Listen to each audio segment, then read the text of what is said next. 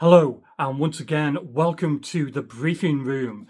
And this week, I shall be talking to Lynette Ramsay Silver about her book Sandakan. Now, Sandakan was a Japanese POW camp, and this book is, for the faint-hearted, this is going to be a tough read. But it's an excellent book. It's superbly written, and I look so forward to talking to Lynette about it. So, you know what to do. If you like this content, like and subscribe. And now, history. Lynette Ramsay Silver, welcome to the briefing room. Thank you. And we're going to be talking today about Sandakan and your book on Sandakan, which I'll leave a link in down below. And as I told you before we start recording, I'm going to fanboy a bit about this book because this is just excellent. If you're weak-hearted, don't read it because there's no holds barred on this book, but it is an excellent read. Your book. It's not the sort of book you should read before you go to sleep. No, it will give you nightmares when you get to certain bits. Most of your books are about real life events, all your books are about real life events, but little known events. What draws you to these subjects? Well, I discover them by accident. I'm going along and I hear about a story and I think that sounds interesting. And I found that no one's written anything about it. So off I go. Sometimes they work out, sometimes they don't. But on the whole, they've pretty much been 100% work out so far. And some of my books, one was written back in 1988, before that, 1980. And it's still the only book written on the subject, and that's like 50 years later. Wow. That's on the Irish insurrection here in Australia. We had an Irish insurrection in Australia in 1804, and it was called the Battle of Vinegar Hill after the one that was in Ireland. And it had quite a devastating effect on the local convict population because they were hanged, of course. But no one had ever put it together. They just had bits and pieces here. So off I went and finished up being a book. Excellent. And these stories, I mean, this in particular needs to be told because the men are so brave in this and treated so badly. And if you could tell my listeners how many men were in the camp and how many men actually came out alive. Well, after there'd been some moves to other camps, by 1944, there were 2,434 prisoners of war alive or dead. Most of them were alive. Mm-hmm. The death toll had been quite low until then. At war's end, there were just 6 left alive, all Australians, and they were only alive because they managed to escape and they were harboured by local people who took massive risks to shelter them. Yeah. The wipeout for the British, 641 British we had, was 100%. The Australian death toll was 99.75%. So it makes it, in terms of numbers, the worst atrocity perpetrated against Australians in the Second World War. Yeah, and still not enough is said about it. Really not. Well, here, but particularly in Britain, and people have asked me, and I say, look, it was in the Far East. I think it was just too far. You were all concentrating on the war in Europe and getting on with their lives and rebuilding everything after the Blitz and the Nuremberg war crimes trials, that Singapore and Borneo was such a long, long, long way away. And these poor 641 Brits that I loved so much by the time I'd finished were just forgotten. It's a shame. It really is. And the access that you got, you covered documents, you covered diaries, a lot of personal effects. How did you turn everything that you collected into a narrative? Well, that comes easily. I know it sounds incredible, but it does. By the time I've collected everything, it's like making a huge patchwork quilt. So I keep on the research and find the holes that are missing and then go chasing them. And when I've got it all, I have a very retentive memory. I start to read everything and I just tell the story chronologically, which is actually quite hard to do because there's multiple facets to this story and a lot of it's interwoven. But I like to tell it chronologically to give people a sense of where they are in the time and the space. So, meanwhile, back at so-and-so, this is happening. and we can unravel the story as it actually evolved in real time. Mm-hmm. And that was one of the really engaging things about it. How did this affect you personally, getting to know these guys through their letters and in their diaries? Well, early on, I realised that 2,500 people, and they're all going to be dead, is going to read just like a statistic. Unless you make the reader feel some sort of sorrow or compassion or sense of loss when they die, they're just going to be numbers. So I purposely chose people to represent groups of people who were going to die in the story, and researched their backgrounds and used them as the example for that particular group. I wanted people to realise that these were flesh and blood. They weren't just soldiers who'd gone off with a serial number and are now turned into an anonymous number, because the Japanese didn't use their names, they used numbers. And I wanted to make their deaths, people feel when they died that they just hadn't gone off to war and just hadn't come home. And so I took that tack and started off with them in battle and then worked them into the story. And I didn't realise how well it had worked until a lady rang me up one day. She got my phone number from the publisher. And she said, "Oh, I heard you on the radio, dear, and I went and bought your book, and I can tell you I only read the Woman's Weekly, but I couldn't put this down. I'm doing the vacuuming reading it." So I said, "Well, where are you up to?" And she burst into tears, absolutely sobbing. And she said, "The man who loved chooks," that's what we call chickens in Australia, Yeah. fowls. "A man who loved chooks has died, and I so wanted him to live." Anyway, when she regained her composure and apologised, I said to her, "Look, all these years after this event, if I can write a story about somebody you don't know and make you so moved by his death, you cry to me over the phone, then I achieved what I set out to do originally, which was to make people relate to this story, because war is not about territory that is lost or gained by armies. It's about the lives and sacrifice of very ordinary people. Yeah. They're just ordinary Joe Blogs, you know, bloke on the street." Too true. And your book explores complex relationships between the British soldiers, and you've got the Australian soldiers and the Japanese and the civilians that help them. And how do you take all that and create a cohesive narrative? Is it what you said before? Just the story tells itself. Yeah. I don't have any trouble putting it together. I don't have any plan. I don't sit down with a little piece of paper and say this is what's going to happen in chapter so and so.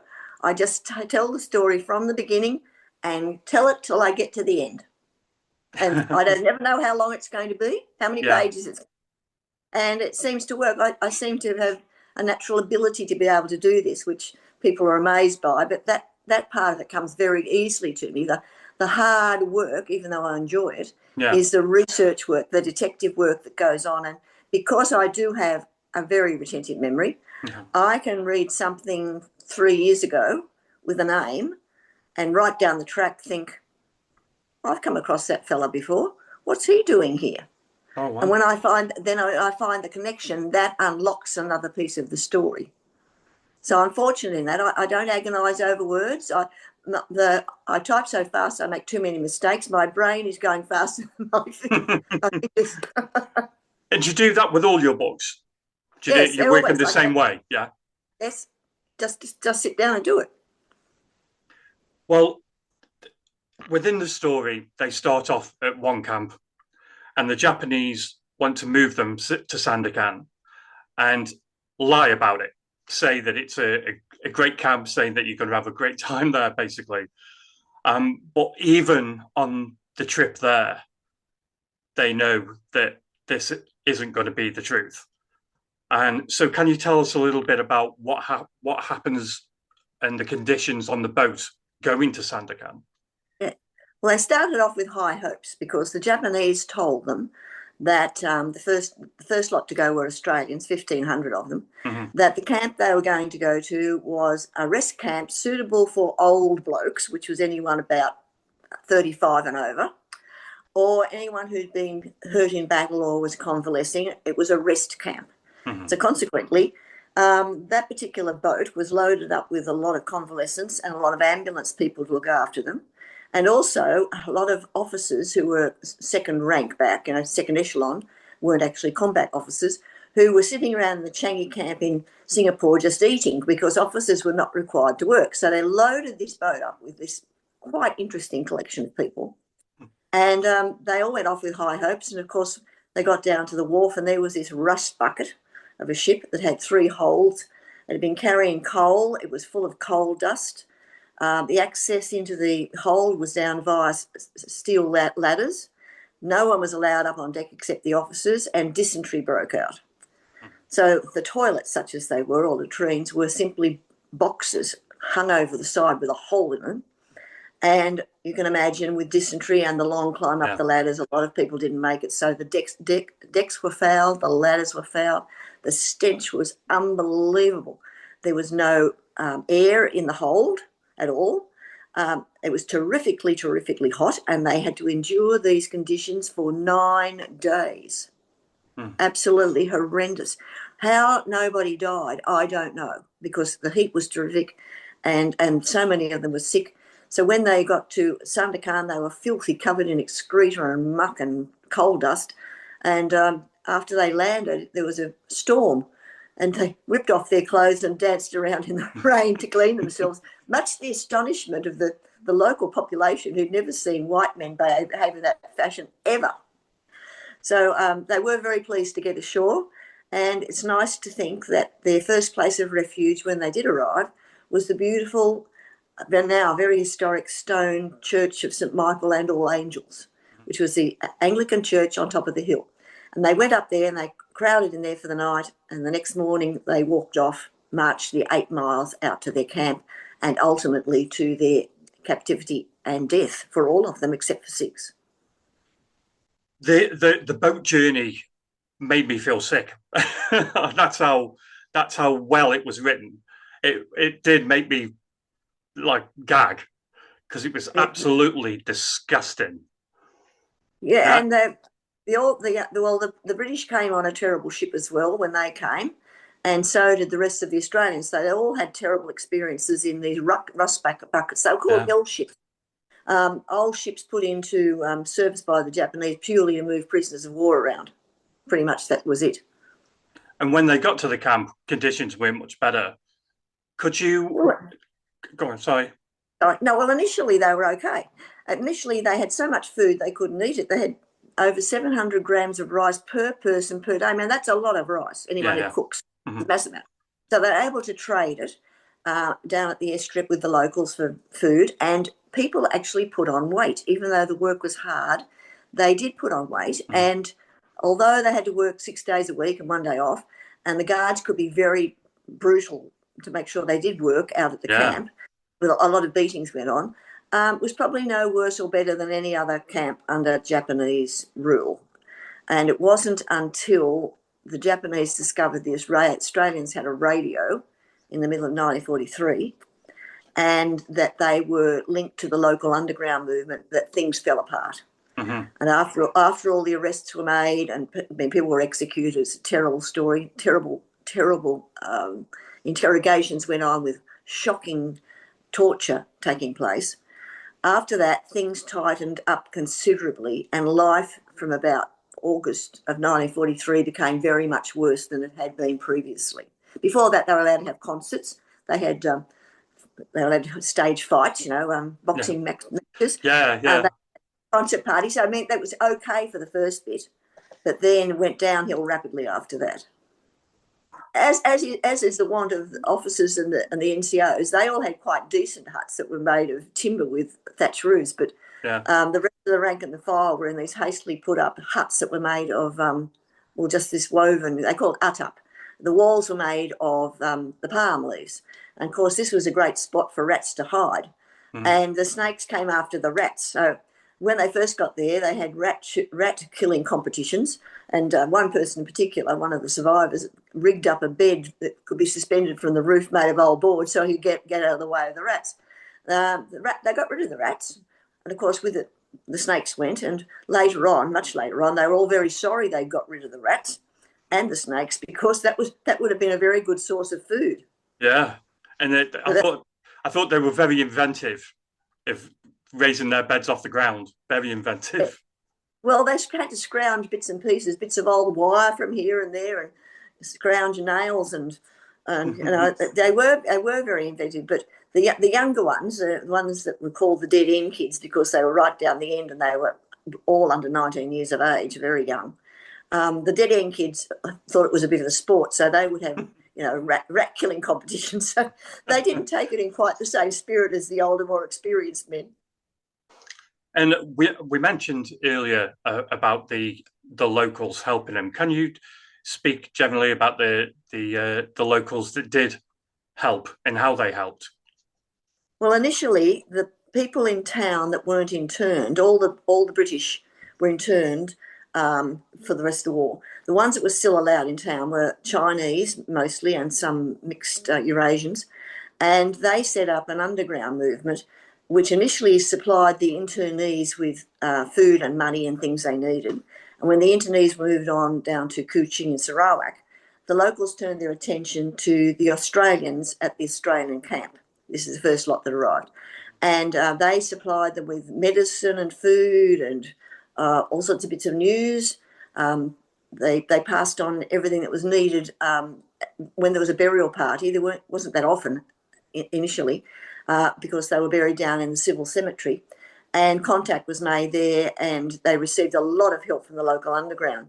Then that expanded, and unfortunately the plans included insurrection against the Japanese. So arms were brought in from the nearby Philippines, where the Filipino and American army were working behind the lines. They had a liberation army there. That was brought in by trading vessels and secreted near the camp. When the Japanese discovered through a collaborator that there was a radio in the camp and that all this was going on, the thing that really tipped it over the edge was the fact that they were planning an insurrection. Yeah. Had they just had a radio, they might have got away with it. But the insurrection was like totally a capital offence. So, at the end of that period, the senior Australian officer involved and 8 locals who'd been helping were all killed by firing squad after a trial. Yeah, I was just going to ask you about the radio. Why did they have the radio in the first place? Well, just about in every prison camp under Japanese rule and under the Germans, everyone was desperate for news. Yeah. And the only way you could get any news was to somehow get hold of a crystal set or a radio. Fortunately, in the Australian camp was an absolutely wireless whiz. He was brilliant. And he'd always had a great interest, and he was able to make parts that couldn't be procured, and within quite a short period of time was tuning in at night to the BBC World Service. So you can imagine how they felt sitting in the dark when they heard the big sound of Big Ben striking, and then this very plummy voice saying, "This is the BBC World Service." And they got their news from that, which they disseminated through the camp slowly. And they had to be very careful that the Japanese didn't find out. Yeah. And that was also passed on to the locals in town once a week. They'd like a drop box was passed on. So they kept up with the course of the camp. The Japanese did not want anybody to know what was going on. So when the British arrived in April of 1943 from where they were kept separate from the Australians. And when the second lot of Australians arrived, they were kept separate, because the Japanese didn't want any communication going on between what was going on in the outside world. My reading the book, and this is probably how you meant it, when they discover the radio, things change. The whole, everything changes. And it goes from beatings to a hell of a lot worse. Could you explain some of the things that they went through? Well, the Japanese were masters at torture. Yeah. Some of the things they dream up, it really blows the mind that any human being could actually think of this sort of thing. But when there were the usual beatings and floggings, initially that they would have a wet sandal which they rubbed in sand, and you get beaten all over your face. So it was like sandpaper. Yeah. Then they moved on to what they call the water treatment. So the poor victim would lie on the ground, and water would be forced down a tube into their throat, which they'd be forced to swallow. When their stomach was fully distended, somebody would jump onto that person from a chair, and you can imagine what happened then. You've got Yeah. explosive wood going everywhere.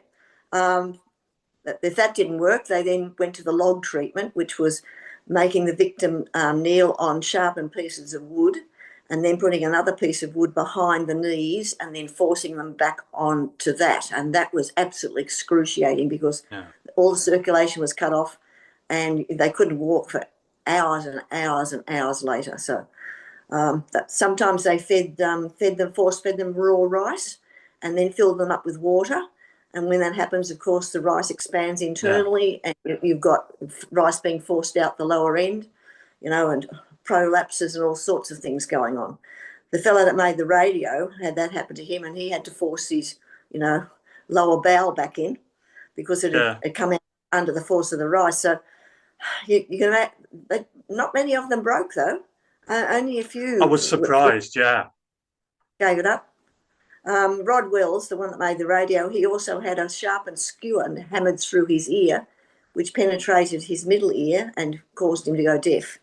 And he said the pain from that was absolutely excruciating. So when I read of what was going on, I really couldn't believe that so many people refused to speak, local and the prisoners of war. Yeah. It's these are the things that made me feel sick, especially the filling in with water and jumping on their stomach. And then when you talk about you had to push the bowel back in, and it's it wasn't pleasant to read. Well, which is great because I'm sure that it was excruciating, like you say, to go through. So if it's unpleasant just for me to read, then yes, I've had people say, I can't read your book. It's just too sad, too distressing. And I say, well, you've only got to read about it. Yeah, this exactly. happened to these people. And to not continue with the story and say it's too much for me, you're almost denying them the fact that they suffered so much, because we need to know what happened to them, and they've got a right to have a voice. So I decided that I had to be the voice and I wasn't going to censor anything because of people's sensibilities.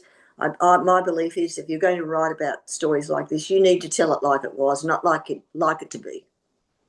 Exactly. I mean, these people have suffered. We need, as readers, as people, we need to know what these people went through, what these guys went through, and they went through it defending their country. Yes, so, and the way, of course, I'm using the ones that survived.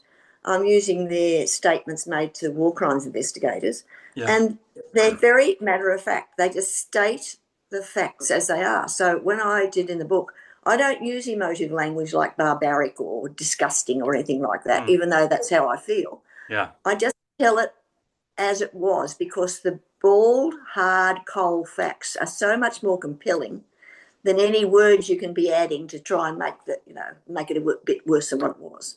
I find that the most chilling, that the way they tell their story is just straight out fact. No embellishments, just how it was. And not your opinion either. It's left to the reader to make their own opinion. Yes, I very rarely make an opinion. That's not my job. My job is to tell the story and let people draw their own conclusions, and you can lead them to draw the right conclusions by making sure you put all the facts in, of course. You can do that. But yes, I mean, I've read a lot of prisoners of war have written their stories, and some of them have been so emotionally involved that they don't embellish it, but they use emotive language, which then makes you wonder just how balanced their viewpoint is. Yeah. So I just like to tell it as it was, like going to court. Really, that's what it's like. It's like doing a court case. And when I was doing some of this stuff was terrible to read. I mean, some of the things that in the war crimes trials were shocking, and some were hideously awful. And I read it through the first time, and I thought, God, what am I going to do, right? And I thought, well, I've got to be like a judge at a terrible murder trial. I've got to sit there and listen to this and evaluate it and just take it on. So once I did that, I could distance myself emotionally from what was going on. Yeah. But I've got to say, because I got very close to the people in my brain that I was writing about as the examples, when the time came for me to have to put their death in, I would sit at my computer and I had tears trickling down my face and making big blobs on the front of my T-shirt. And my mother, sometimes she rang up and she said, "Have you been crying?" I said, "Oh, I've just had to finish off so-and-so, you know. He was such a lovely person." And so I did get emotionally involved when I had to write about them dying. Yeah. But on the whole, I was able to keep, a fairly straight, level head all the way through. And I didn't think you need the word disgusting when you're describing what you were describing. It's already evident in the real events. Yes, the story, the facts tell themselves. You don't need to do anything else to it. And some of the books I write, are very, very graphic in what happens to people. So I just do it like it is. That's the best way to go. In the Sandakan documents, the Japanese commander's role in the atrocities, what was your process of piecing it all together and how did you verify everything? Oh, it was easy enough to verify because we had 6 survivors who were more than willing to say what had been going on. Mm-hmm. And of course, we had war crimes trials. And they were like hundreds of pages of transcripts. They go on days. So the information was all there, plus all the preliminary interrogations that were going on, not just the trial documentation. You also get the interrogations that are done by the investigating officers. So a suspect might be interviewed 5-6 times. So you're going through all that, and some of them are interesting because some of the ones I've done, they start off, "Oh no, they don't know anything, they weren't there," right? "Oh no, I wasn't there, I was sick." Yeah. And as you go through, they're leaning on them more and they're getting more of a memory. "Oh yes, well I did hear something about somebody being executed." Then it goes on a bit further. "Oh yes, well now that I think about it, yes, I was present." And finally, they admit that they were one of the executioners. So that's why the process of being able to get hold of the interrogation files is very interesting, because you can see just how a skilled interrogator can lead a suspect right through to the end, from denial to admission of guilt. And was it easy to get all these documents?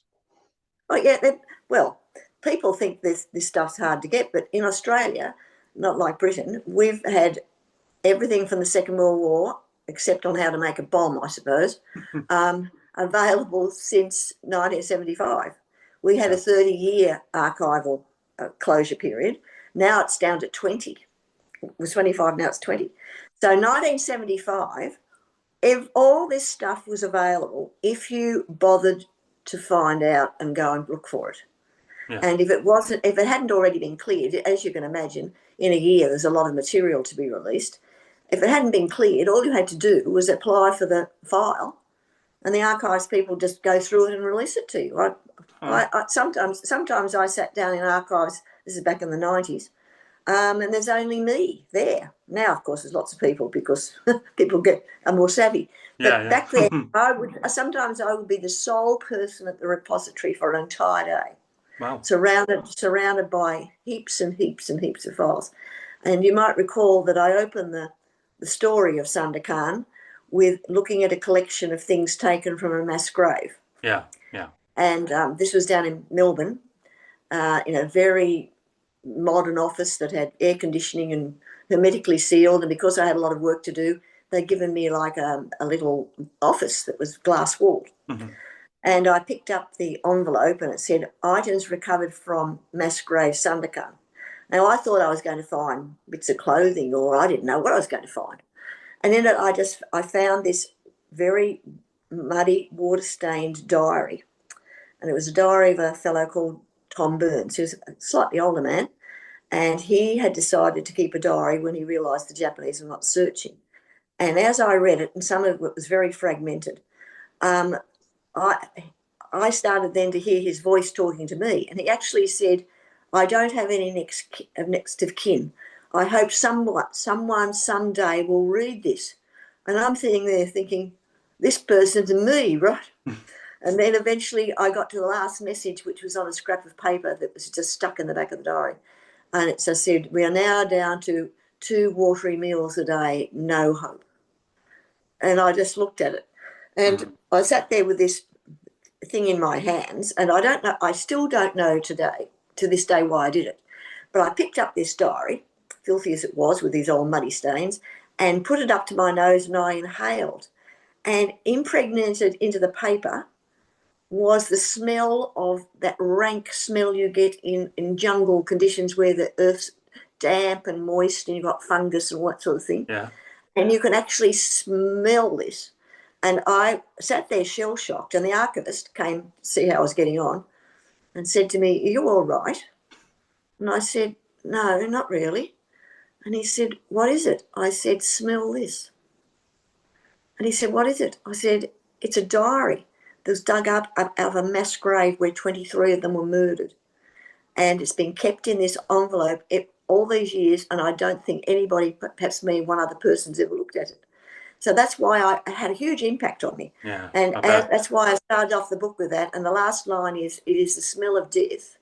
It is the smell of Borneo." And that's how it introduces the story. Yeah. But, that I didn't have any preconceived notion of that's how it started the story. When I sat down to write, I thought, well, what had the biggest impact on me when I was doing the research? And I thought, finding that diary and smelling it. Yeah. I went back about 4 or 5 years later, smell's gone. It's disappeared now. Yes. So I think probably I was the only person who ever did it, probably. I've got no idea. That's amazing. That's it's amazing. The other thing that really resonated with me was the death marches that you describe.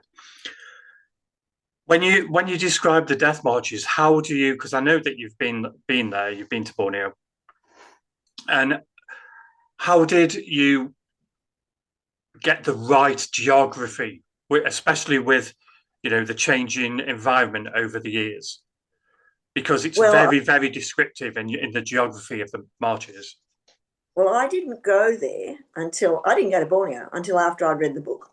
I'd written the book. I didn't want my what was in my head to be coloured by modern day civilization.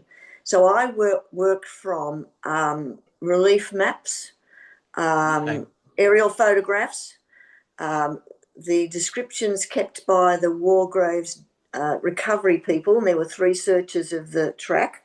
So they're keeping a diary saying how far they've got and what they're doing and what the topography's like and what the jungle's like and how many streams they've crossed, etc., for the whole distance. So I then built up a mental image in my mind, and also at the camp, of what it was like. And I didn't want that to be affected in any way by what was there now.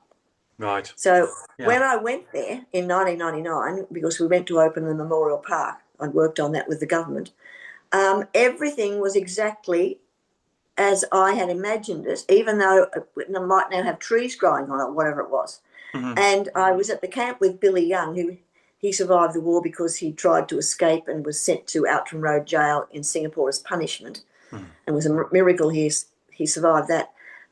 He was there, and he said to me, "Hey, love, I don't recognise anything. Where is it?" So there was me. I'd never been there before in my life. There am I walking around this park, which now has tropical plants growing and pathways, and saying, right, that's where the parade ground was. This is where the big tree was. That's where the officers' quarters were. So, and as we went along in the bus, because we followed the road, the road today more or less follows the route. I was probably the only person out of a couple of hundred who were on that trip who knew where they were. I saw the names of the rivers. I see a mountain. I think, oh, that's Bukit Boto there on my left. So for me, I had it in my mind, and when I got there, it was exactly as I'd imagined. And of course, since then, we've opened up about 95 kilometres of the middle section of the Death March route for trekking, the bit that goes through jungle and across the mountains. And I've walked it several times. My husband's walked it 50. So and he's now retired from walking. But yes, I tell the story and the trekkers go off and they experience the day, and I'll read them or I'll play them excerpts of taped interviews with some of the survivors, or read to them what the survivors said in court, or what they've said since then. I had conversations with 3 of them, and then they go off and actually experience what they've heard the survivors talk about, which is a very interesting experience. I bet. Jeez. Well, that's amazing that you studied all the maps and with your memory just knew it when you got there. That's amazing. Well, I did geography at school. I majored in it, and so I can look at a relief map, and a contour map, and know what it looks like, right? They're not just millions of little lines squiggling all over the place. Wow. I can actually visualize what it's going to be like, and that was a big help. But probably the biggest help I had was back in 1993, just after, just while I was starting to do the research, I met the man who was the photographer for the War Graves recovery team. Yeah. And he said to me, "I've got something that I think you might value." And he produced the original hand-drawn map of the route.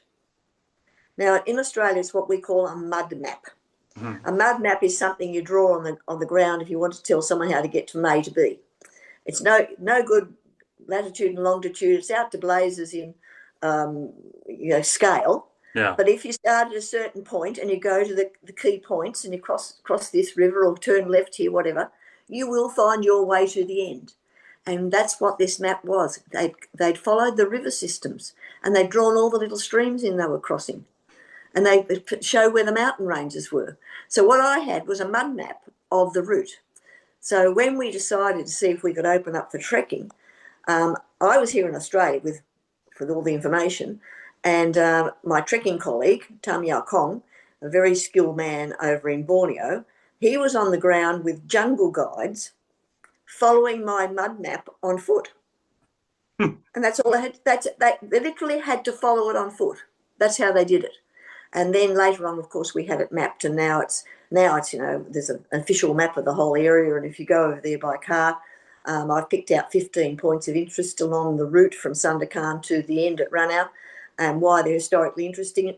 And if you don't have to walk to experience, you can drive along and go to these various places and see what happened. There's a little story about each one.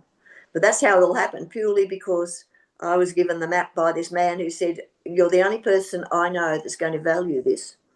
And of course I did. I've still got it. Yes. Wow, that's amazing. I was going to ask you about the conspiracy of silence. Can you explain what the conspiracy of silence was and how it affected the survivors? Well, the conspiracy of silence actually started before the end of the war, when Lord Mountbatten's headquarters issued an edict to all recovered prisoners of war that you have survived, and you need to keep in mind that things you know about people you're in the camp with may not be the sort of thing that relatives should know about.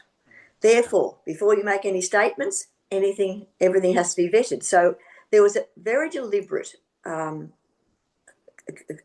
policy from the very, very beginning to be very careful about what was said, particularly in the Far East. So it started then.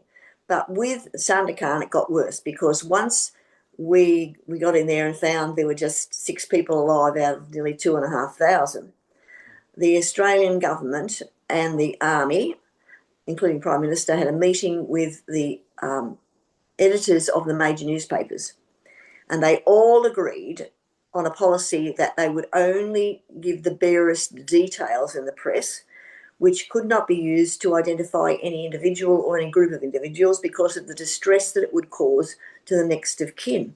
Now, in Britain, you had D notices from the First World War. Yeah. We didn't have D notices here in Australia until Petrov affair, which is in the early 1950s, with a Russian defector. So although we had censorship during the war, once the war was finished, that didn't apply. So that's why they all sat down to have this meeting in which they all agreed that they would only report war crimes performed by the Japanese in the most broadest of terms.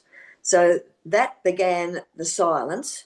And when the relatives were clamouring for more information, the decision was made, we're not going to give them these details. We're just going to tell them they died while prisoner of war in Borneo. So most of them just got a telegram saying, died of malaria in Borneo. That's all they got. Didn't say they'd been on a death march. None of that came out. And the silence continued. People wanted to know.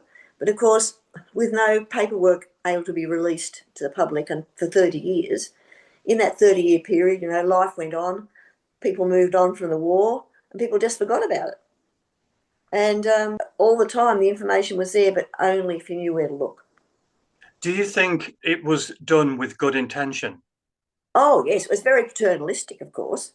But yes, it was done with very good intentions. And the same things happened with the book I've just released, which involved the murder of Australian nurses on a beach near Sumatra. Yeah. And I wrote the book because I discovered they'd all been raped beforehand. And that was very deliberately covered up under the same credo. Too distressing to tell the next of kin. These people have been prisoners of war for 3.5 years. No one knows what's happened to them. They're now going to find out they're dead. They don't need this sort of detail. And so that was under exactly the same policy was applied to that group of nurses as was applied to Sandakan. It's just too awful. They've been writing letters to these men which have never been delivered. They might have got a postcard. Some of the postcards which saying I'm okay were months and months and months old, arrived after the families discovered the men were dead. So, all this distressing stuff's going on and the decision was made. I understand the decision, but of course in hindsight it was terrible because it caused huge trauma in families. The bits of the story leaked out. I mean, for instance, it was known that a prisoner of war was beheaded on the morning that Japan surrendered, the last one left alive. But because that got out, then people believed that was the situation for everybody, right? They had their heads cut off and buried in slip trenches, or the story was they all had gone on a death march. I mean, even today you have people, and at the recent service I went to in Sandakan, one of the people from one of the high commissions, I won't say who it was, got up and talked about the prisoners being sent on a death march, whereas actual fact, most of them remained behind at the camp. 1,400 died at Sandakan and about 1,000 went on the marches. So you get this mythology building up, and of course with the internet today, it's almost impossible to counter it because the perception is that almost the entire population went on a march and were either bayoneted or beheaded on the way. That's what people think. And I get at least 2 or 3 inquiries a week, even now, 80 years on, of people saying, oh, I've just discovered my granduncle or my great-uncle was sent across to Sandakan and he was executed and was made to dig his own grave. And I say, well, why do you think that? Well, that's what the family had all been believed. I go back and say, well, he's got very good paperwork. He died in the camp in January of 1945 when there were hundreds and hundreds of people alive, including the 6 survivors. And sadly, he just simply died of malaria and lack of food. Mm-hmm. And it comes as a massive relief because all these years the families thought about them being lined up and, being decapitated and all those horrible things that can happen. What about the families who, especially if they read your book, that find out that they were tortured, their family member was tortured? Well, is that a relief to know the truth, or is that horrifying and distressing? Well, there's very few that actually happen to. Very few. Mm-hmm. So as everybody believed that these awful things happen to everyone, you will get some people who have not their worst fears, but some of their fears realised. But for the majority, it's a relief. And a lot of them are relieved to know that their relative died before the death marches started. And they say, well, what a relief it is to know that just died in the camp of illness and didn't have to go on those grueling marches, because the second death march took a whole month to cover the 250, 60 kilometres, a very long way. The first march was between 14 and 17 days, and they walked all day, all day and sometimes into the night. To know that the saddest thing for people to know is that their relatives survived those terrible marches, and when they got to the other end, the conditions either killed them or the Japanese killed them, because 15 were killed 12 days after the war ended, which is just beyond belief. Yeah, that's disgusting. Yeah. Yeah, very tragic. In the escape events, that really got me on the edge of my seat. That was like watching it, like reading a thriller. Was that your intention? I just told it how it was. Yeah. I mean, we had 6 eventually who escaped lived.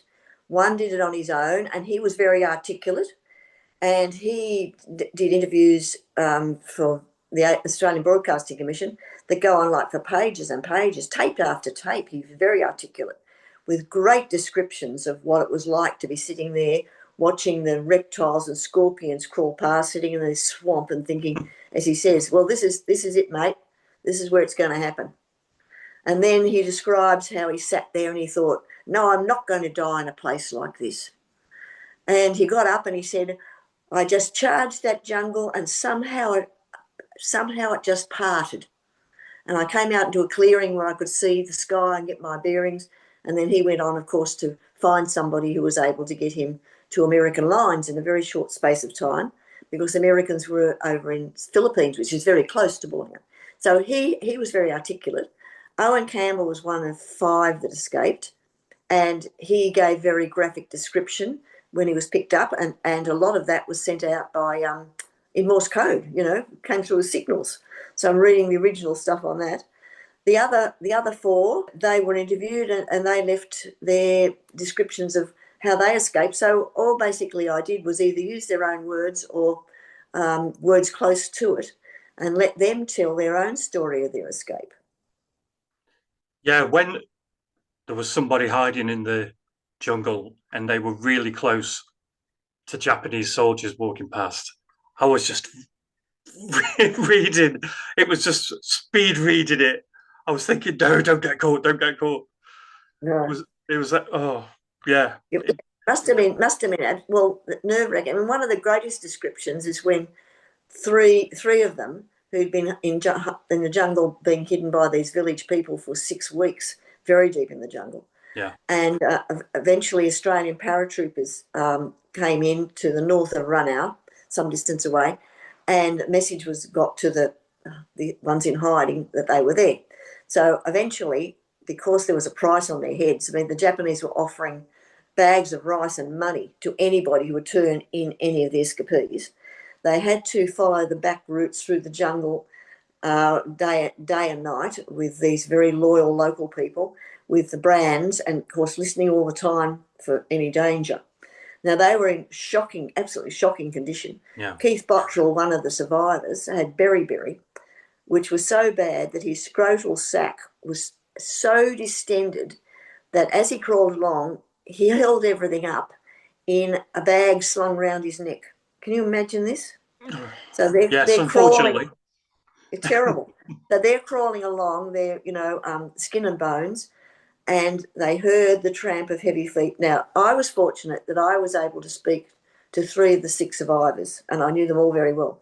Wow. I now am the only person alive that has that contact back. There was Tim Bowden, he was the ABC reporter, I knew him very well.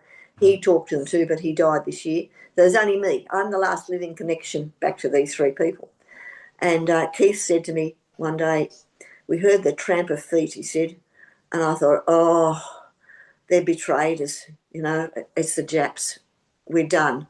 And he said, I just slumped over thinking, after all the effort of staying alive and the deprivation and the terrible things that had happened to them, that he thought he was going to lose his life on a track, losing his head. So he just slumped over and the footsteps became closer and eventually stopped. And he said, I lifted my head a bit and I saw these great big boots, jungle boots. Then I looked a bit further up and I saw these really, really long legs clad in jungle green. Then I saw this hand so big that the pistol it was holding looked like a toy. And then I kept going. And he said, and then I saw Lofty Hodges, all 6'4" of him. Now he was the Australian paratrooper who was first in the line. And Keith and Nelson Short and Moxham simply couldn't believe it. You know, there they were expecting the worst, and there's everything they'd sort of fantasised about of being rescued was suddenly there in front of them. And in typical laconic Australian style, Lofty Hodges, whom I knew very well, says, "How you going, boys? Want a cup of tea?" And then everybody burst into tears. Everyone burst into tears. The prisoners burst into tears because of the relief of it was all over. And Hodges and the couple of people with him couldn't stop crying because they looked at these skeletal things on this track in front of them and could not credit that any human being could do to another human being what had happened. Yeah. And that affected them for the rest of their life. I mean, Hodges was, when he's speaking about this, was quite emotional. And he picked up Keith Bottrell and he said he didn't weigh much more than a baby. He was just skin and bones. And he carried him back into the camp, and they thought that Keith Bottrell would die during the night. But I suppose being to hell and back, he wasn't going to die at this stage. And he was fed teaspoons of water with Australians, we have Vegemite in Australia. You have Marmite over where you are, which was vitamin B yeast extract. And fed him small amounts of that. And after 3 or 4 days, he hadn't died. And slowly they turned the corner and the commandos were able to save the lives of all 3 of them, which is remarkable. Yeah, that's amazing.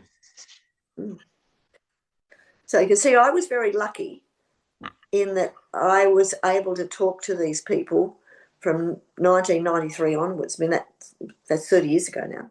Yeah. So I was in a good position of, first of all, I knew a lot about the story.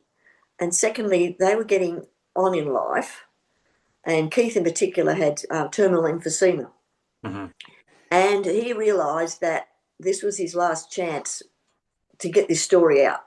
So he and some of the others told me things they'd never spoken about before because they wanted to set the record straight. So I was fortunate, and I didn't get the glossed over version. I got the nitty gritty. And part of the reason that was because I'm quite unemotional, and I'm talking to these people who, for some reason, have decided to pour out their story to us, in the beginning, almost a virtual stranger, probably in the same way that people who are troubled mentally or psychologically or emotionally call up those help lines on telephone, and they talk to somebody who's disembodied at the other end, who's not going to make any judgment or get emotional. So, you know, Keith would tell me terrible things, and I'd say, well, what did you do next? Or what happened after that? And we just keep the conversation going. So I was fortunate in that I was a stranger who had a great interest. Yeah. And I didn't realise the effect that it had until after my first meeting with Keith Bottrell, and I didn't ask him questions about war crimes because I'd already read the war crimes files. I knew what it was about. What I wanted to talk to him about was the day-to-day stuff that was going on in the camp, you know? That's why that book's got that detail in it, because they're the things I was interested in. And after about an hour, we had a lovely chat. I said, look, you know, can we talk again another day? He said, yes, you can. He said, because, you know, you're the first person I've ever spoken to who knows what I'm talking about. And there's me, a female, born at the end of the war, talking to someone who's lived through this, and he's talking to me as if I've been in the camp with him. Yeah. And that was probably the greatest privilege for me in dealing and having my conversations with these people, was that they trusted me implicitly to tell me their innermost secrets and their feelings and just what it was like, because their families, they never spoke to their families about it because the families get too emotional, you know, and then the person telling the story can't cope. Yeah. Yeah, I mean they're relatives, aren't they? So they have that emotional connection where you didn't. No, I mean, I felt empathy for them.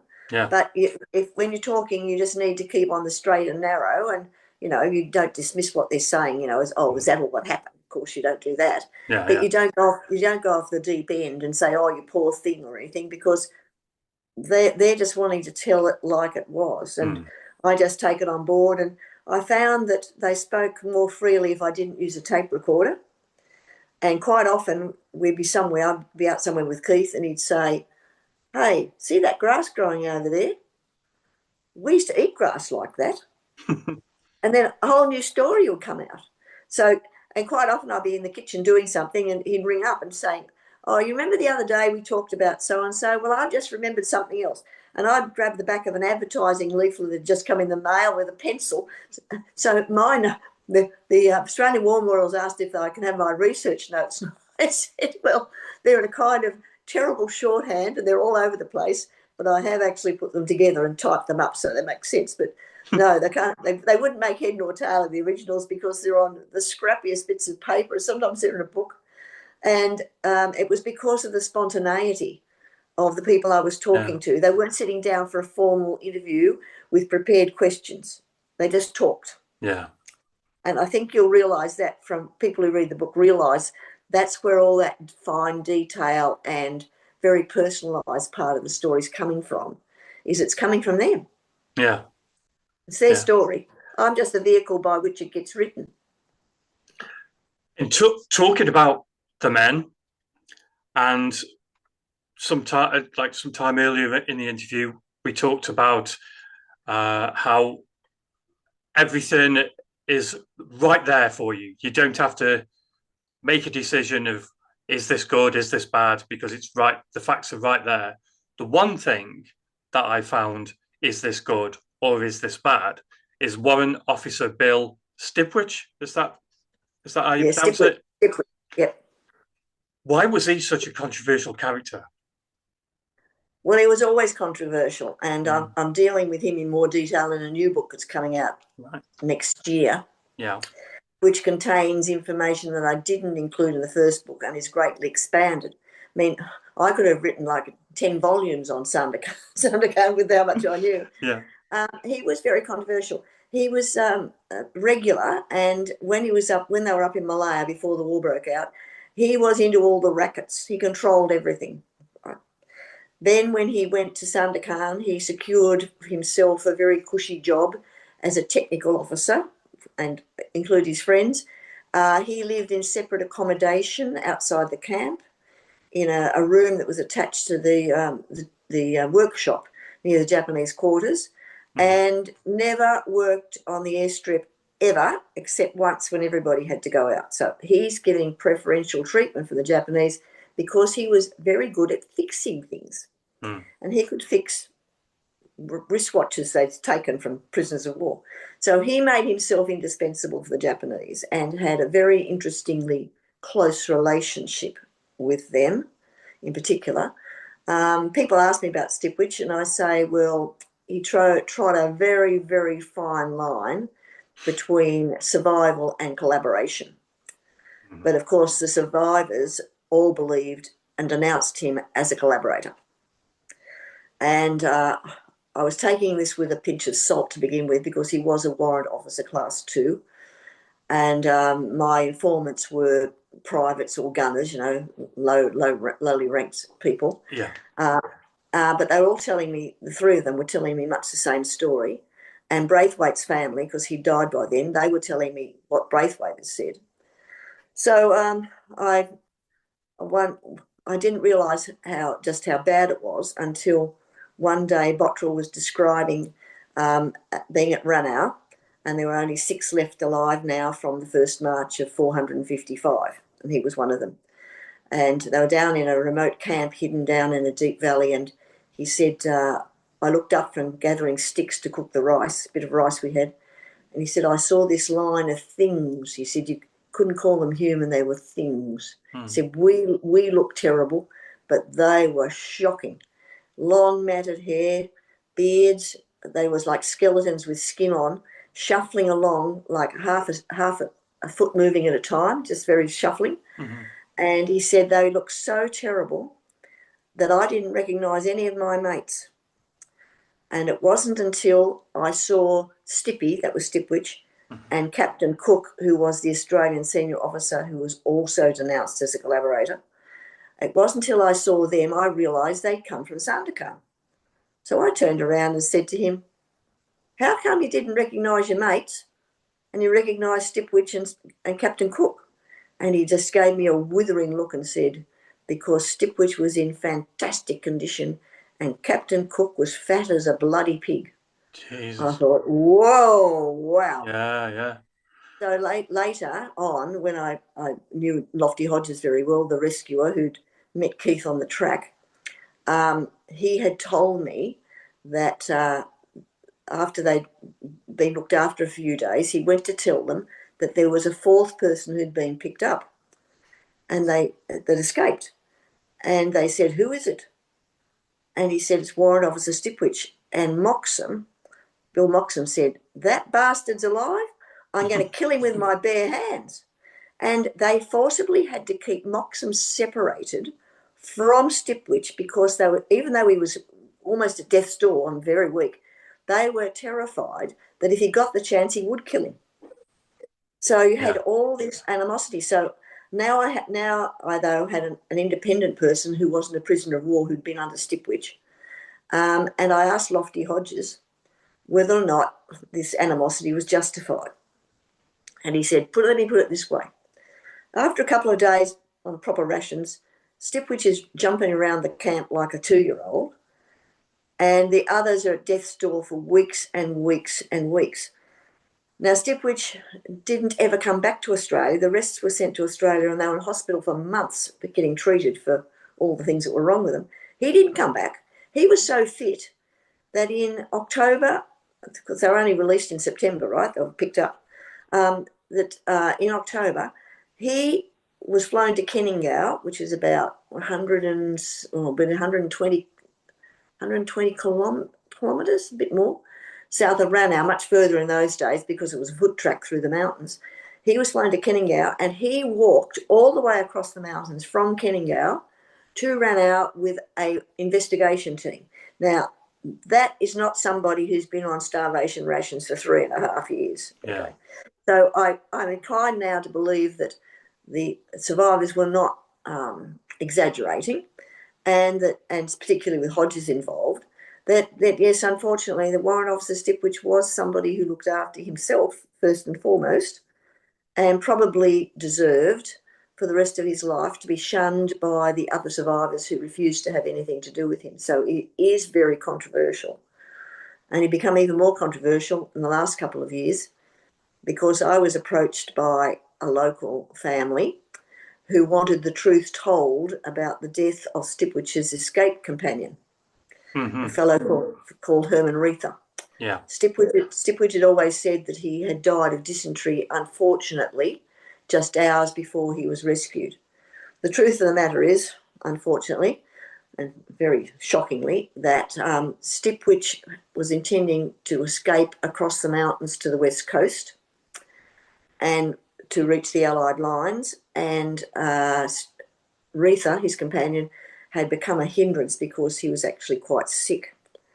And so with the fellow that was harbouring them, Stipwich told the local man that his friend was calling out and he was therefore a danger with his delirium to anybody who might hear them and dob them to the Japanese. Now, this was a ridiculous argument because where all this happened, I've been there, was very remote.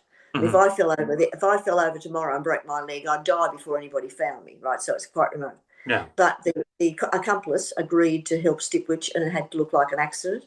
So I won't tell you what happened. People have to find out. They contrived to make it look like an accident, and Stipwich and the accomplice murdered Reither. Now, the accomplice's family knew what had happened. No one ever said anything, but the accomplice's brother was a chief of police, and it was on his conscience. And so about 4 years ago, he sent his nephew to find me when I was over at Ranau, and his nephew spoke very good English. told me the story and then took me to show me exactly where it unfolded. So the story of Warrant Officer Stipwich gets very murky and very dark and very evil, really. And I have no reason to disbelieve the family by coming out. This is a pretty serious thing to come and admit that you've been involved in a murder. I believe that, yes, that what they've told me is perfectly true, and that unfortunately Herman Reither was murdered by Warrant Officer Stipwich, and got to heal the fellow that was harbouring them. So the story gets, it's a bit more involved than what you think it is, and it is an indictment on the extent to which people will go to survive. Yeah. There's some people give up their life for their friends, which is what happened over there, as we know. Yeah. One of our prisoners there took the blame for stealing food, although there were 4 involved, and the Japanese executed him, and he literally gave up his life to save his 3 friends. And then on the other hand, we have Warrant Officer Stipwich escaping with one of his men, Reither, and ending up killing him in cold blood, and it was premeditated. That's the problem I have with it. It wasn't a spur of the moment thing. It was premeditated. So I'm quite judgmental in that respect. Yeah. No wonder. We've talked a lot about powerful stories while we've been having our conversation. Are there any powerful stories that you've heard from Sandakan that you didn't include? Yes, and I'm keeping my powder dry on that. That's very nice book. Yes. So there's quite good stuff in there that I didn't include before, and things that have turned up over the years. And I started to research that book back in 1992, and it was published in 1999. So it took me the best part of 6 years to find the evidence, and then put it together. And that was pretty much full time. Like sometimes I worked from 8 o'clock in the morning till 2 o'clock the next morning. Wow. Yes, that was very intensive sometimes. But and you had to keep at it because there was such a lot to retain in your head that you then had to retell. So, it was very, very intensive work. So a lot of stuff that was not inconsequential, but there were things that I couldn't put everything in the book. As I said, it would be 10 volumes long. So I put some of it in the second book I wrote, which I wrote for the people of Sabah, Blood Brothers. And that's the story told from the local point of view. So the emphasis on what the locals are doing, who they are, why they're helping, what happens to them, they're tortured or what their life is after the war, set against the backdrop of the prisoners of war. So that was it. The first one's about the prisoner of war experience with the locals. The next one is the local story with the prisoners of war. And the last one is completely different. A nice trilogy. Well, not a nice trilogy, but a trilogy.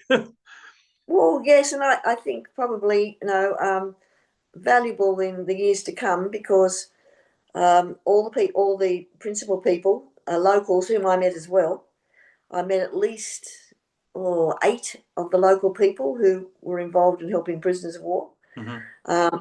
All now, except one, is dead. And the one that's still alive was only a little girl aged about 9 at the time, and she's still alive. But the rest have died, and I had the privilege of meeting them. They were nearly all Dusun people.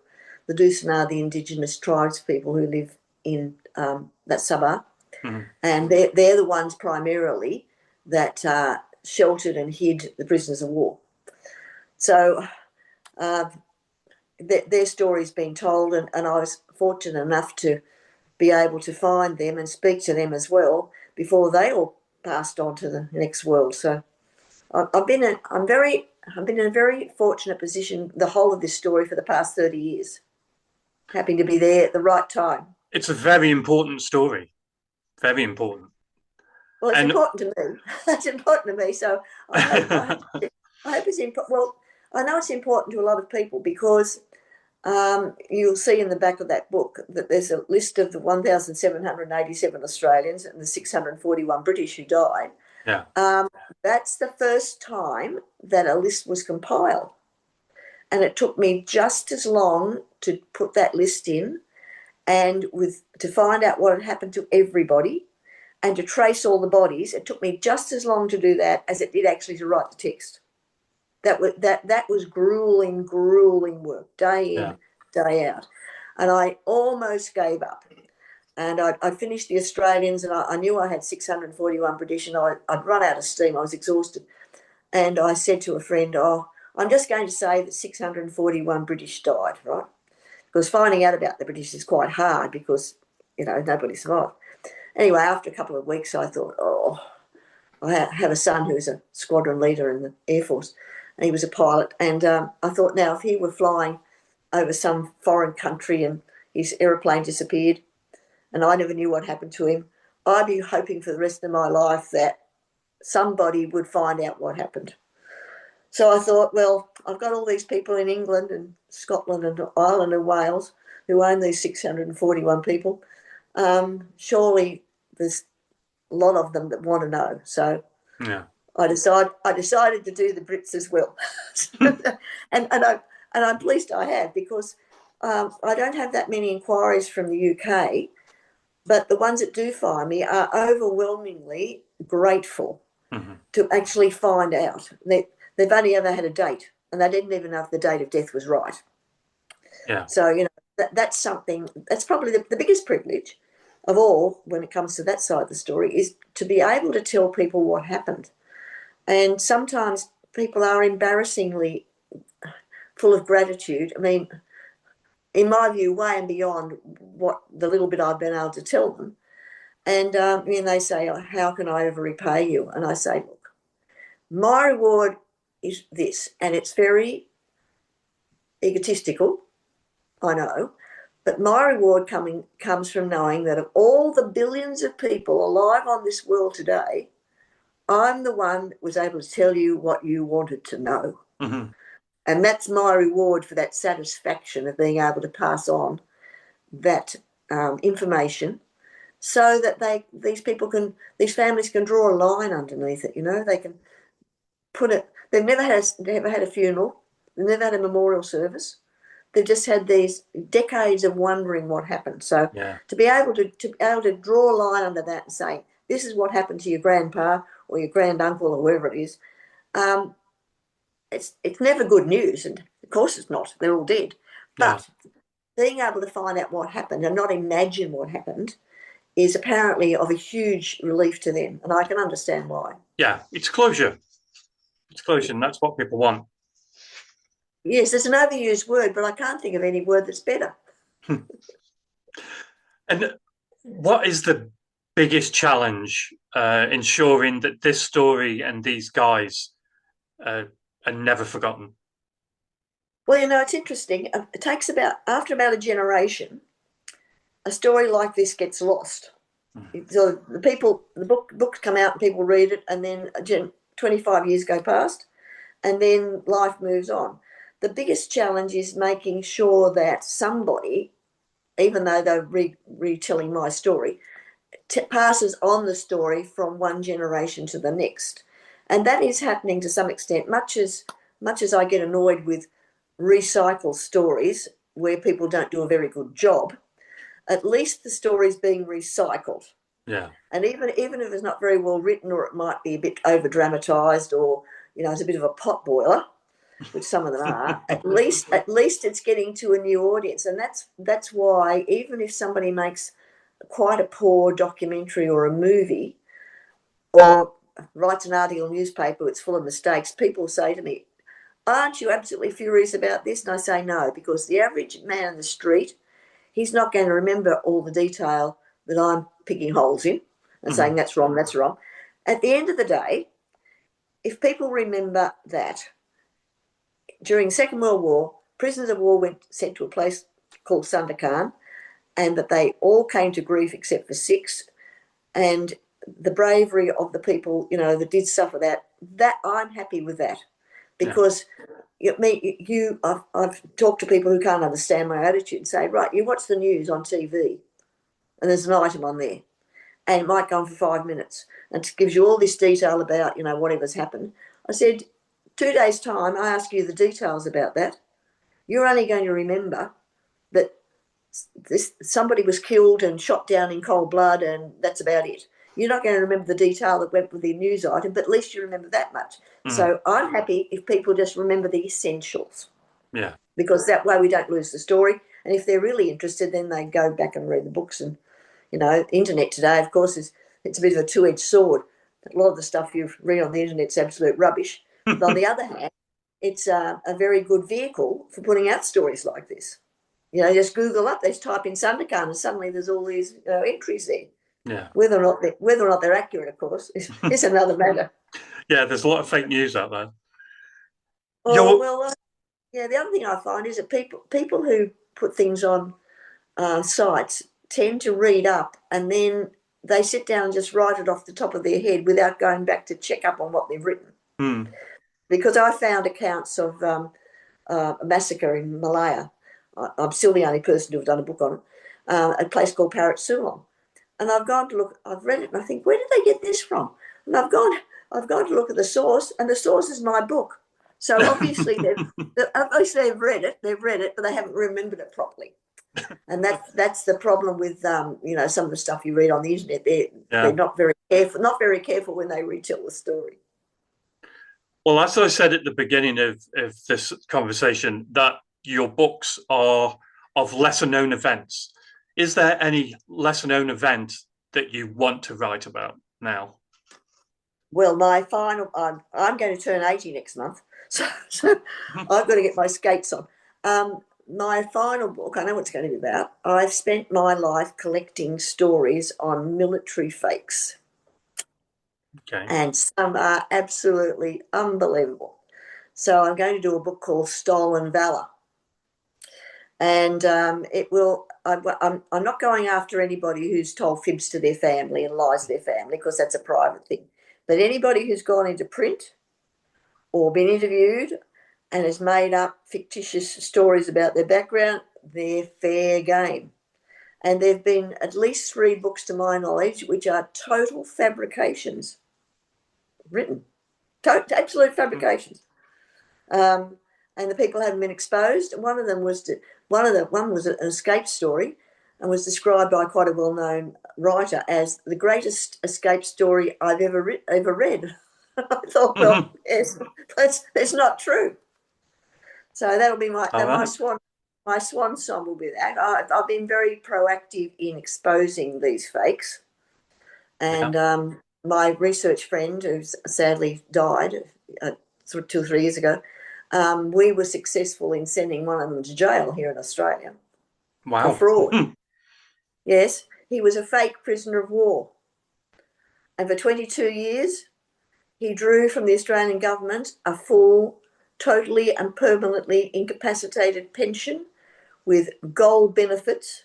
Wow. On an entirely fictitious background he had invented for himself, and he got away with it for 22 years. Wow. Yeah, it was. Wow. And you got him. I got him. Yes. Well, he was very. I can't tell that story. And he was very interesting. If he kept his head down, he could have got away with it. But he allowed himself to rise up quite high in the ex-prisoner of war ranks, and took on the position of the national president. So he's now made himself a target. So I'm finding out about his war story, and I'm thinking, that's not right. You couldn't have been there. and my friend and I took exactly 1 month using material available to just ordinary people to do what the Australian government hadn't done for 22 years. That was exposing total fraud. So he's a great story. So he's going to be sort of like centerpiece. But I've got about probably 15 others at least. Wow. Yeah, well, it's an insult. It's an insult to the people who were there and did fight and were prisoners of war. So it's a total insult, isn't it? And disrespect. Well, this fellow wasn't even in the army. He was at school. High school. He was at high school in Adelaide. I mean, the stories he told, and his supposed fellow ex-prisoners of war were absolutely astounded when we revealed this on the front page of what's the equivalent of the Times in Australia, the Sydney Morning Herald. and the Age down in Melbourne, it was front page news. And because we did it that way, we forced the government into investigating this and prosecuting him to the full extent of the law. Yeah. Because not only had he defrauded the taxpayers of a huge amount of money, but he had also insulted, you're quite right, insulted those who'd served. Yeah. And particularly upset were the families of ex-prisoners of war whose men had died, who suddenly found that this man was, defrauding everybody and, getting all these special benefits on the basis that he was supposed to have been a prisoner of war of the Japanese. Crazy. Yes, so I'm going to enjoy doing that one. I bet. and finally, looking back on your work writing Sandakan, is there anything that you would do different or you wish you could have done but couldn't for some reason? No, I don't think so. That book's very big. I mean, the Yeah. stories are very big. I think I covered all the essentials in that. Yeah. In there. No, I don't think I would have done anything differently. No, I can't think how I would have done it. No, I'm quite happy with how it turned out. I sit there sometimes and I read bits to remind myself, and I'm reading this detail and thinking, how on earth did I ever do this? I amaze myself sometimes. When it was launched, very senior person in the Australian government launched it and says, you read this book and you're absolutely convinced that Lynette is sitting on a camp stool in the jungle taking notes. Yeah. Which was a very big compliment. Yeah. Because that's how I wanted it to be. So although at the time I just took it on board and just it all sort of flowed out of not the end of my pen, out the end of my fingers into my computer. That happened. I still now can read some of that and thinking, I'm actually flabbergasted to say, how did I find all that out? I don't. It was exhausting, but and if I'd known how long it was going to take and where it was going to take me, I may never have started to begin with. Yeah. It was, and then the thing was, it was like unraveling a tangled ball of wool. You start at the end and you keep on going. And then you get so far into it, you can't go back because otherwise you wasted all your effort. so you just keep on going. Well, the last question from me is, and I think you've already answered it, is there any more in the pipeline? I've just released the one on the nurses. Yeah. And the new one on Sandakan is with the publisher now being edited, so that'll be coming out next year. And then my swan song, provided I live long enough to do it, is going to be my fakes, and that'll be just a bit of fun for me because it's and I think it'll blow some people's minds to know that these pillars of allegedly pillars of society are not actually who they purport to be. I look forward to that. Well, I hope so. So, Lynette Ramsay Silver, thank you so much for joining me today. It's been a fascinating conversation once again. The book is Sandakan, and you can find a link down below for that. It's an awesome, awesome read, but not if you're squeamish. So, buy a copy because I loved it. Thank you for inviting me onto your program. Thank you indeed. And thank you for coming. It's fascinating. And I hope you come on and talk more about your other books. Well, we could do the one on the nurses. That's interesting. That'd be because I've read a few books. I've read bits and bobs about those nurses. So it'd be brilliant to get a conversation about them.